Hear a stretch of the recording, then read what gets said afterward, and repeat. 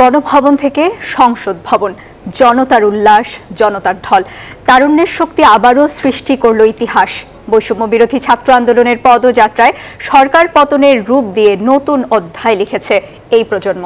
তাদের দাবি যে গ্লানি মুছতে তাদের এই সংগ্রাম তার যথাযথ বাস্তবায়ন করবেন নীতি নির্ধারকরা। সেই সাথে এই যাত্রায় হারানো প্রতিটি প্রাণের মূল্যায়ন ও খুনিদের বিচারের দাবি ছাত্র জনতার।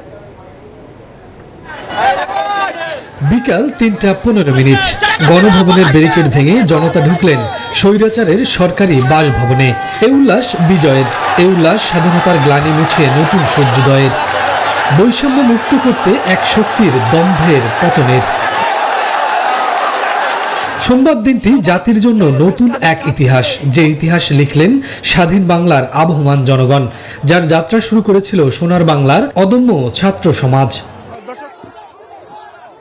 মুক্তিগামী মানুষ এমন স্বাদ গ্রহণ করেছিল বাংলাদেশ সৃষ্টিকালে, সে স্বাদ আবারও পুনরুদ্ধার করতে সারা দেশ থেকে রাজধানীতে প্রবেশ করে, সৃষ্টি হয় জনস্রোত। এ দৃশ্য এ প্রজন্ম দেখেনি কোনোদিন, তাই নতুন করে স্বাধীনতার উপলব্ধি তাদের।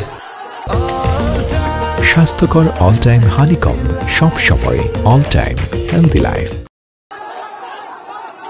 মানুষের স্রোত সব বাধা উপেক্ষা করে দখল করে গণভবন, স্বাদ নেয় এক অন্যরকম অনুভূতি।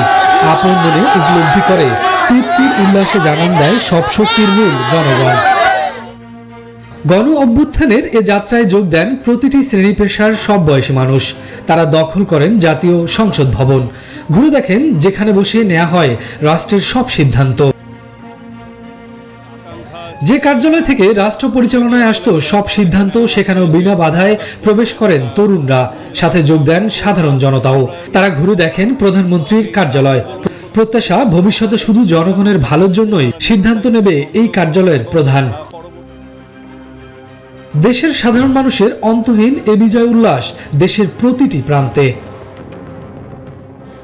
শফিকুজ্জামান রুবেল, নিউজ 24, ঢাকা।